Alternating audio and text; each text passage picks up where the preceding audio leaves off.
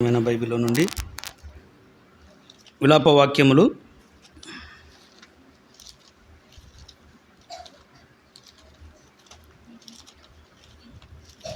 సత్యవేద గ్రంథమైన బైబిల్లో నుండి విలాప వాక్యములు మొదటి అధ్యాయము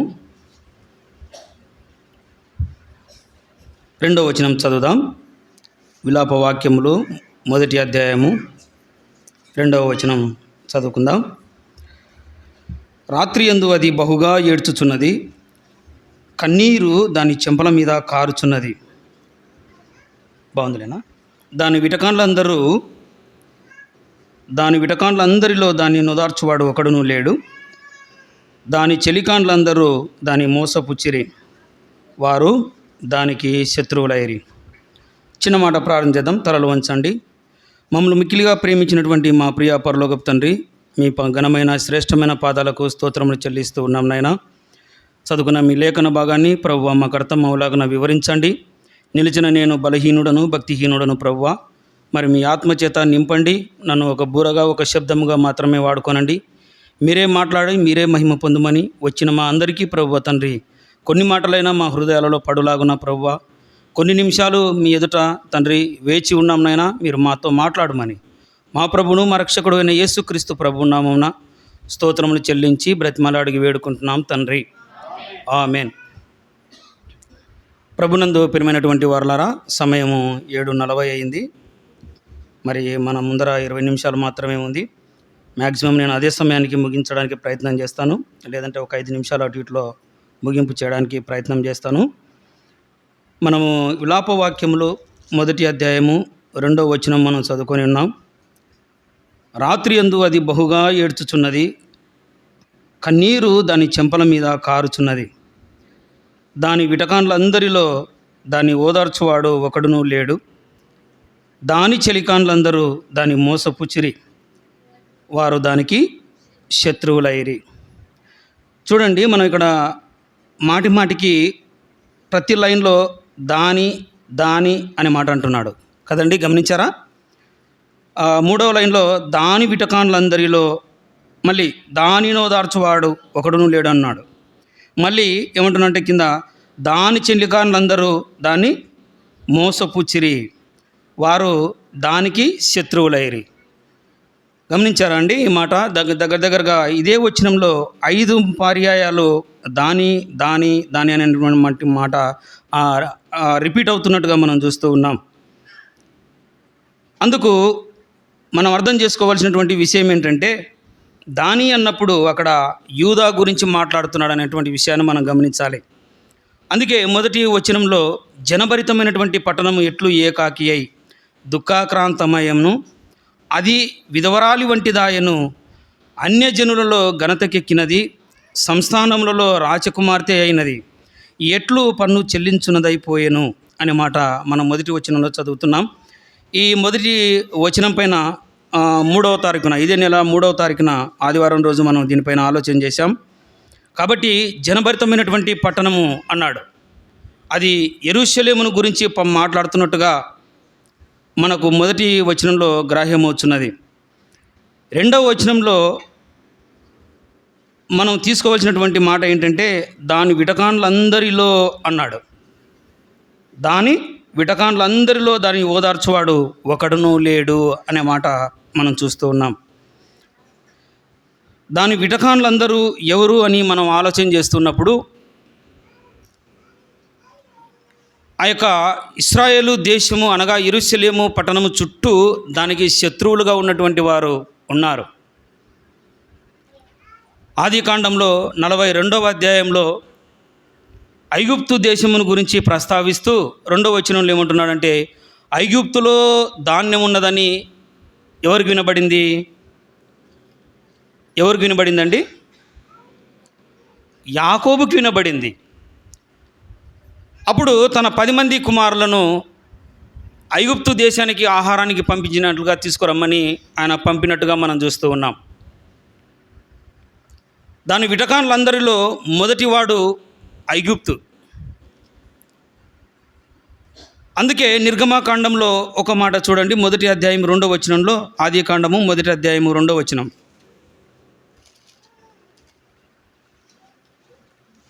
క్షమించండి, నిర్గమాకాండం 1వ అధ్యాయము 12వ వచనం చదువుదాం. నిర్గమాకాండం 1వ అధ్యాయము 12వ వచనం. అయినను ఐగుప్తీయులు వారిని శ్రమ పెట్టిన కొలది వారు విస్తరించి ప్రబలిరి గనుక వారు ఇశ్రాయేలీయుల ఎడల అసహ్యపడిరి. ఇప్పుడు మొదటి శత్రువు ఎవరు యూదా వారికి? ఐగుప్తు వారు. యూదా ప్రజలకు మొదటి శత్రువు ఎవరంటే ఐగుప్తు వారు. దగ్గరగా 430 సంవత్సరములు ఐగుప్తు దేశంలో ఇశ్రాయేలీలు ఉన్నారు. వారు అభివృద్ధి పొందడం చూసి ఆ ఐగుప్తు దేశం వారు వారి పట్ల అసహ్యపడుతూ ఉన్నారు. ఈ ఇశ్రాయేలీలకు అనగా యూదా జనాంగంకు మొదటి శత్రువు ఎవరు అంటే ఐగుప్తీయులు. 430 సంవత్సరములు అనగా యోసేపు ఐగుప్తు దేశమునకు ప్రధానమంత్రిగా ఉన్నటువంటి కాలంలో ఆ అన్నదమ్ములందరూ వారి తల్లిదండ్రులు అందరూ ఐగుప్తులోకి వచ్చి ఒక ప్రాంతమును వారికి ఇచ్చినప్పుడు ఆ ప్రాంతంలో వారు జీవనాన్ని సాగించినట్లుగా మనం చూస్తాం. అలాగూ వారు తమ జీవనాన్ని సాగిస్తూ వారు విస్తరిస్తున్న కొలది ఈ ఐగుప్తులకు ఏం కలిగిందంట? అసహ్యం కలిగింది. అలాగనే 2వ దినవృత్తాంతముల గ్రంథం చూడండి. దినవృత్తాంతములు 2వ గ్రంథము 28వ అధ్యాయము 28వ అధ్యాయము 17వ వచనం చదువుదాం. 28:17. రాజైన ఆహాజు తనకు సహాయం చేయుడని అశ్షూరు రాజుల యొద్దకు వర్తమానము పంపెను. 20వ వచనం. అశ్షూరు రాజైన తిగ్లత్పి లేజరు అతని యొద్దకు వచ్చి అతని బాధపరచనే కానీ అతని బలపరచలేదు. ఇప్పుడు యూదా రాజు అయినటువంటి ఆహాజు ఏం చేస్తున్నాడంటే ఎవరి దగ్గరికి కబురు పెడుతున్నాడు? 17వ వచనంలో అశ్షూరు రాజు దగ్గరికి కబురు పెడుతున్నాడు సహాయం చేయమని. అశ్షూరు వారు ఎవరండి? ఈ ఇశ్రాయేలీయులకు యూదా జనాంగంకు వ్యతిరేకమైనటువంటి వారు. అశ్షూరుకు కొనుపోబడినటువంటి ఇశ్రాయేలీయుల చరిత్రను మనం చదువుతాం. అక్కడేమో ఐగుప్తీయులు ఈ ఇశ్రాయేలీయులకు అనగా యూదా జనాంగమునకు శత్రువులుగా ఉన్నారు. దినవృత్తాంతములు 2వ గ్రంథంలో మనం చదువుతున్నటువంటి మాట, ఈ అశ్షూరు వారు కూడా దేవుడైనటువంటి తన పిల్లలకు వ్యతిరేకమైనటువంటి వారుగా శత్రువులుగా ఉన్నట్లుగా మనము ఈ క్రింది వచనాలు చదువుతున్నప్పుడు సహాయం చేయమని కబురు పెట్టాడు. కానీ సహాయం చేయకపోగా బలహీనపరిచెను అనేటువంటి మాట చదువుతాం. ఏం చేస్తున్నాడండి? సహాయం చేయమని కబురు పెడితే సహాయం చేయవలసినటువంటి వాడు సహాయం చేయకోకుండా బలహీనపరుస్తూ ఉన్నాడు.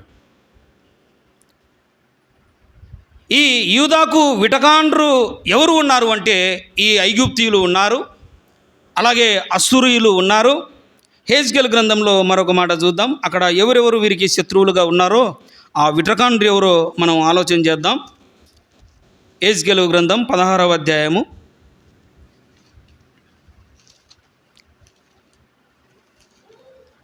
26.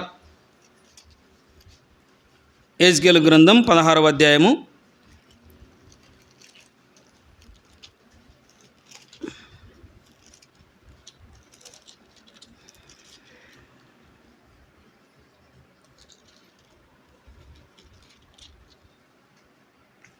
'మరియు నీవు మదించి ఉన్న నీ పొరుగువారైన ఐగుప్తీయులతో వ్యభిచరించి నీ జారత్వ క్రియలను పెంపు చేసి నాకు కోపం పుట్టించితివి' అన్నాడు.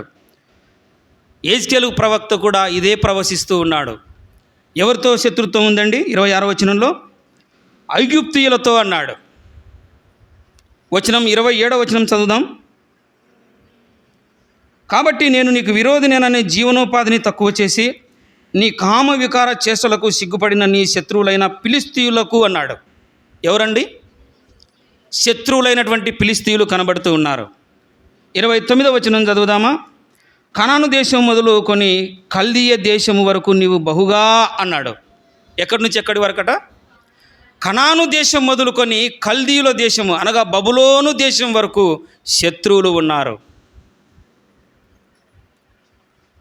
33వ వచనం చదువుదాం. అన్యులను చేర్చుకొనును కదా, పురుషులు వేశ్యలకు పడుపు సొమ్ము ఇచ్చెదరు కాదా, నీ విటకాన్లు నలుదిక్కుల నుండి వచ్చి నీతో అన్నాడు. ఈ విటకాన్లు ఎక్కడ నుంచి ఉన్నారంట? నలుగు దిక్కుల నుంచి ఉన్నారు. ఈ యూదా జనాంగము చుట్టూ, ఆ యెరూషలేము ఆ ప్రాకారముల చుట్టూ, ఆ ఇశ్రాయేలు దేశము చుట్టూ శత్రువులు ఉన్నారు వీరికి.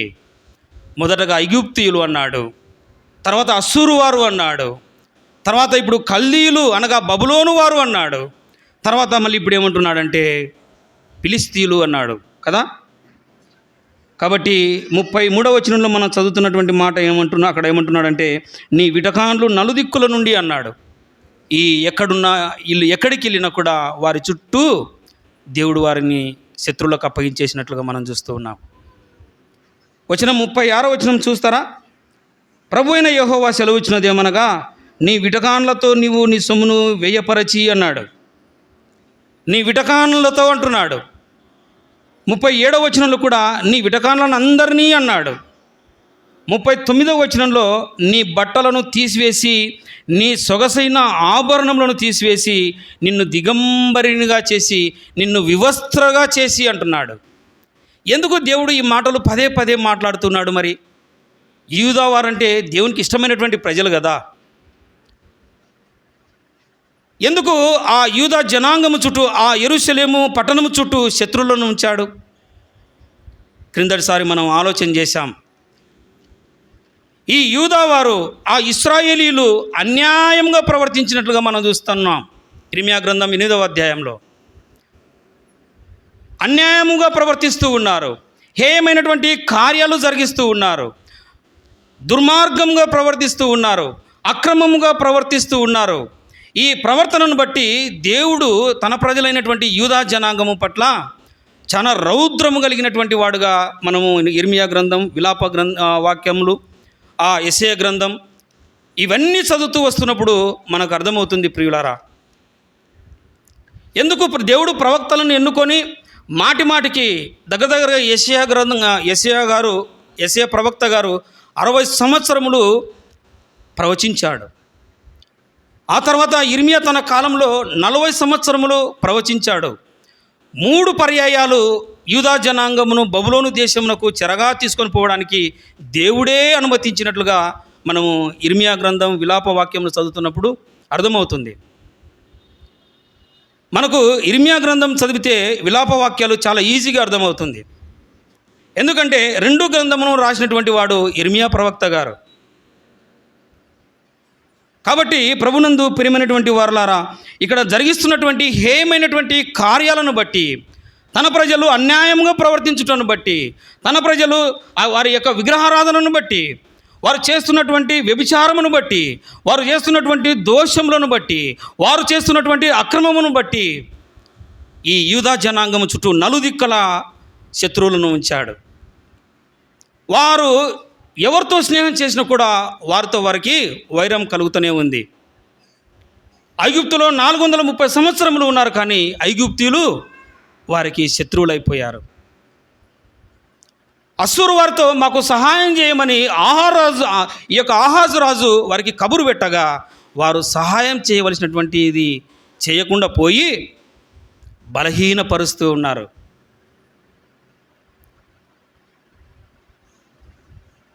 ఈ యెరూషలేము ప్రాకారము చుట్టూ శత్రువులను పెట్టాడు. మీ మనసులు మార్చుకోండి, మీ బుద్ధులు మార్చుకోండి, మీ ప్రవర్తన మార్చుకోండి. మీరు హేయమైనటువంటి కార్యాలు చేస్తూ ఉన్నారు, మీరు సహించరాని నేరాలు చేస్తూ ఉన్నారు అంటూ ఉన్నాడు ప్రియులారా. కాబట్టి ఈ యెహెజ్కేలు గ్రంథంలో 16వ అధ్యాయంలో ఒక లిస్ట్ ఇచ్చాడు. వీరు ఎవరెవరికి శత్రువులుగా ఉన్నారో 16వ అధ్యాయంలో చాలా తేటగా మాట్లాడుతూ ఉన్నాడు. నీ పొరుగు వారైన ఐగుప్తీయులను అన్నాడు వచనం 26లో. 27లో నీ శత్రువులైనటువంటి ఫిలిస్తీయులు అన్నాడు. 28వ వచనంలో అస్సూరు వారితో అన్నాడు. 29వ వచనంలో కనాను దేశం మొదలుకొని బబులోను దేశం వరకు అన్నాడు. 33వ వచనంలో నీ విటకాండ్రు అన్నాడు. ఏ విటకాండ్రు? మనం చదివినటువంటి విటకాండ్రు. ఏం చదివాం మనము? చదవండి, మళ్ళీ అదొక ఆ మాట రిపీట్ చేద్దాం. విలాప వాక్యాలు 1 అధ్యాయంలో నుంచి మళ్ళీ ఆ మాట చదువుదాం.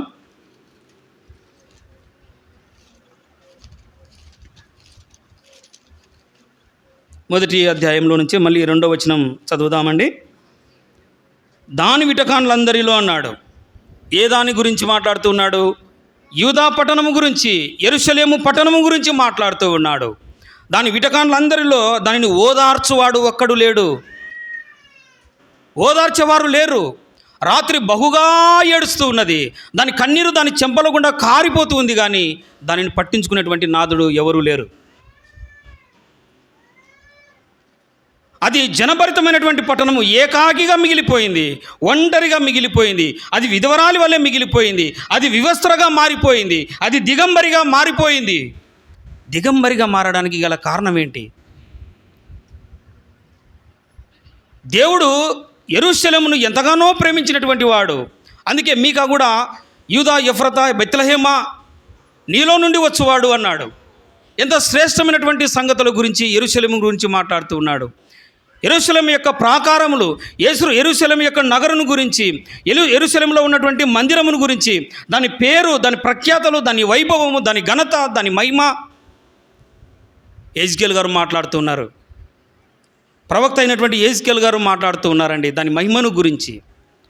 ఆ యెరూషలేములో ఉన్నటువంటి మహిమ, ఆ యెరూషలేముకు ఆ మందిరముకు ఉన్నటువంటి మహిమను గురించి, ఆ యెరూషలేములో ఉన్నటువంటి ప్రజలను గురించి, వారి జీవిత విధానం గురించి, ఆ రాజుల గురించి మనము చరిత్ర గ్రంథాలలో వింటాం ప్రియులారా. యూదా వారిని 25 మంది రాజులు పరిపాలించారు. అందులో 8 మంది రాజులు మంచిగా పరిపాలన చేశారు. తక్కినటువంటి 12 మంది రాజులు చెడుగా ప్రవర్తించి, చెడుగా జరిగించి ప్రజలను విగ్రహారాధన వైపు, బయలుదేవత వైపు, హేయమైనటువంటి కార్యాల వైపు మళ్లించినట్లుగా మనం చరిత్ర గ్రంథాలలో చదువుతాం ప్రియులారా. కాబట్టి 39వ వచనంలో నీ బట్టలను తీసివేసి అన్నాడు. నీ సొగసైనటువంటి ఆభరణాలను తీసివేసి, నిన్ను దిగంబరినిగా చేసి, నిన్ను వివస్త్రగా చేసి నిన్ను అవమానపరిచెదను అన్నాడు. కాబట్టి ఓ యూదా ప్రజలారా, మీరు మారండి, మీ యొక్క వైఖరిని మార్చుకోండి, నీ బ్రతుకును మార్చుకోండి అని చెప్పేసి ఇర్మియా ప్రవక్త గారు ఒక స్టేట్మెంట్ ఇస్తూ ఉన్నాడు. 20 లేదా 40 సంవత్సరాల నుంచి ఆయన తన ప్రజలను ఎంకరేజ్ చేస్తూ ఉన్నాడు. దేవుని వైపు మీరు మరలండి, ఎందుకు విగ్రహారాధన వైపు వెళ్తూ ఉన్నారు? అది దేవునికి అయిష్టమైనటువంటి కార్యము, అది దేవునికి హేయమైనటువంటి కార్యము. అందులో నుండి మీరు బయటికి రండి అని పిలుస్తూ ఉన్నాడండి. కాబట్టి యెహెజ్కేలు గ్రంథంలో మనం చదువుతున్నటువంటి మాట చూడండి. 16వ అధ్యాయంలో యెహెజ్కేలు గ్రంథం 16వ అధ్యాయము 51వ వచనం. యెహెజ్కేలు గ్రంథం 16వ అధ్యాయము 51వ వచనం చదువుదాం.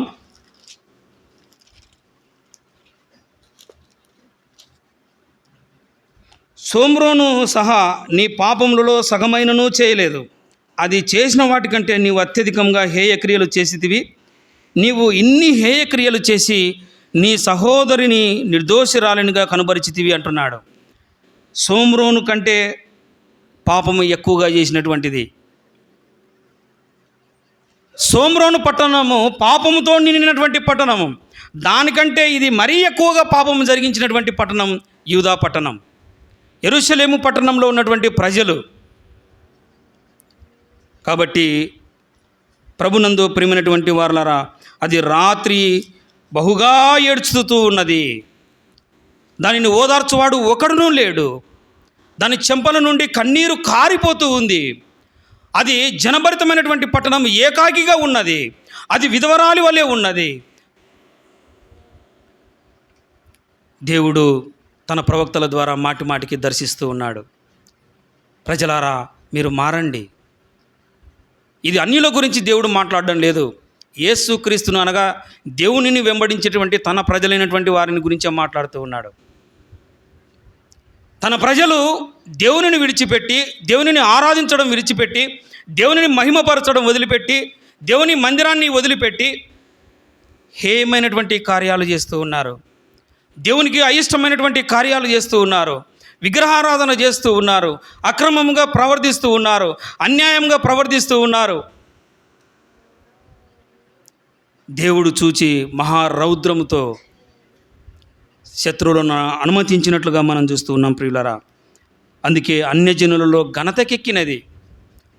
ఒకప్పుడు యెరూషలేము అంటే అన్యజనుల మధ్యన ఘనతకెక్కినటువంటి పట్టణం. ఒకప్పుడు యెరూషలేము అంటే అన్యజనుల మధ్య మహిమపరచబడినటువంటి పట్టణం.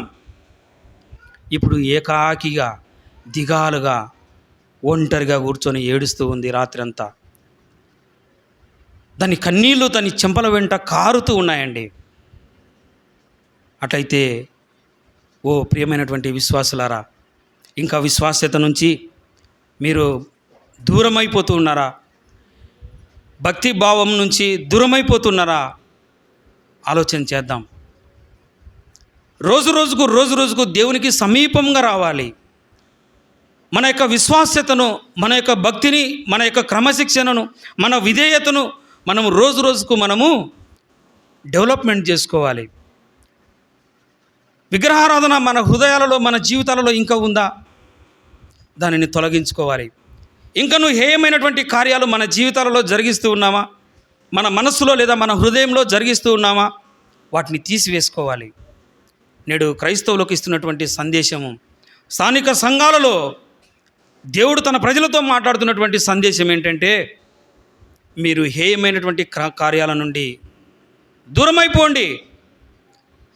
లోకము దేవునికి వైరము అన్నాడు. ఈ లోక స్నేహము దేవునికి అయిష్టము అన్నాడు. ఈ లోక స్నేహము మంచిది కాదు అన్నాడు. అందుకే లోతు సొదొమ గొమొర్రా యొక్క గవిని దగ్గర కూర్చొని లోకస్తులతో ఆయన తన కాలయాపన చేస్తున్నట్లుగా మనం చూస్తూ ఉన్నాం. నిన్ననే విన్నాం. అబ్రహాం అయితే ఎక్కడ ఉన్నాడు? గుడారంలో ఉన్నాడు. గుడారంలో లేదంటే బలిపీఠం దగ్గర ఉన్నాడు. రెండే చోట్ల మాత్రమే అబ్రహాము కనబడుతున్నట్లుగా మనం చూస్తూ ఉన్నాం. ఒకటి ఉంటే గుడారంలో ఉన్నాడు, లేకుంటే దేవుని మందిరంలో అనగా బలిపీఠం దగ్గర ఉన్నాడు. మరి లోతైతే సొదొమ గొమొర్రా పట్టణంలో ఊరి గవిని దగ్గర కూర్చొని తన జీవితాన్ని అంతా కాలయాపన చేస్తూ ఉన్నాడు. అందుకే అబ్రహాము విశ్వాస వీరుడుగా తీర్చబడ్డాడు. లోతు అవిశ్వాసిగా తన జీవితాన్ని ముగించేశాడు. అందుకే దేవుడిస్తున్నటువంటి సందేశం ఏంటంటే, మీరు హేయమైనటువంటి కార్యాల నుండి దూరమైపోడి, విగ్రహారాధనను విడిచిపెట్టండి. హేయమైనటువంటి కార్యాల నుండి దూరమైపోయి వ్యభిచారాన్ని వదిలిపెట్టండి. ఆ యొక్క అన్యాయం నుంచి, అక్రమం నుండి దూరమైపోండి అని చెప్పేసి దేవుడు మాట్లాడుతున్నట్లుగా మనం చూస్తూ ఉన్నాం. అందుకే 69వ కీర్తనలో 20వ అధ్యాయంలో ఒక మాట చూద్దామా? 69వ కీర్తన 20వ అధ్యాయము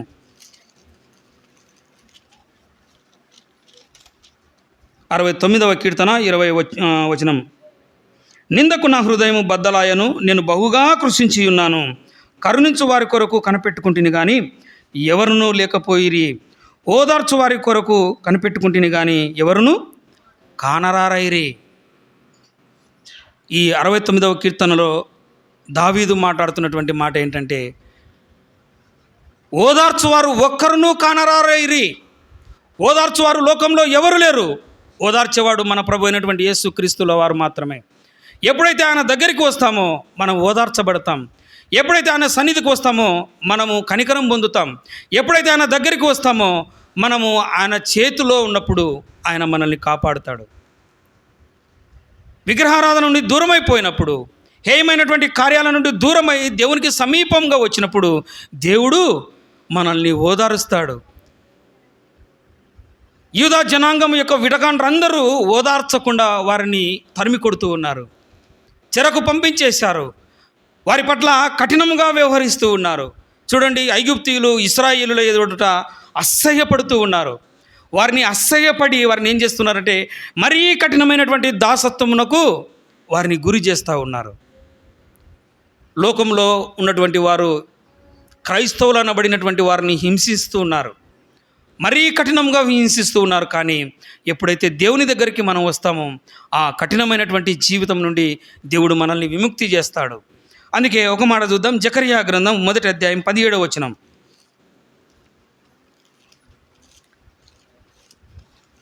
జకర్యా గ్రంథం ఒకరు చదివి సహాయం చేయండి, ముగింపు చేద్దాం. 1వ అధ్యాయము 17వ వచనం.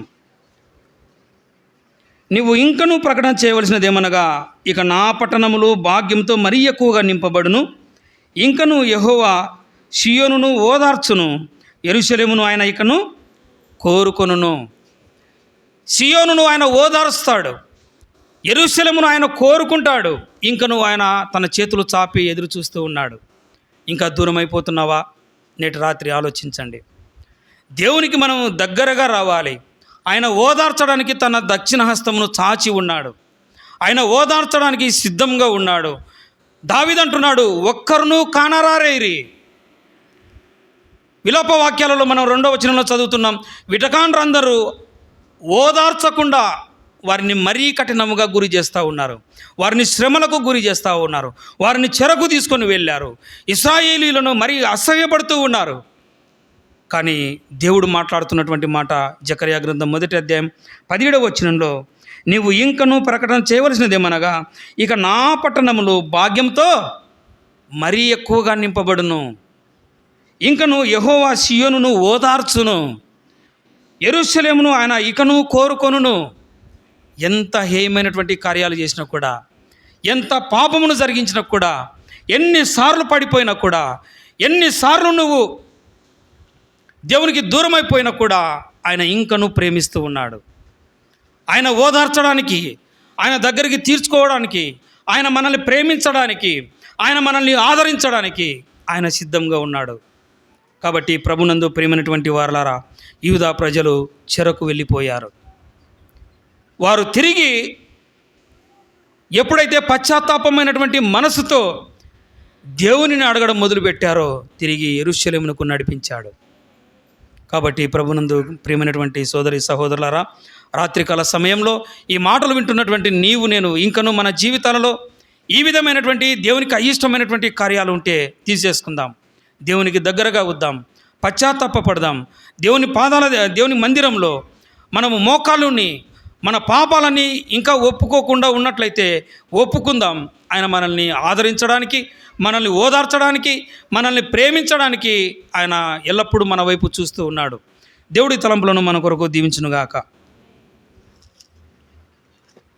ప్రియ పరలోకపు తండ్రి, ఘనమైన గొప్ప ప్రభువా, పరిశుద్ధుడైన దేవా, స్తోత్రములు.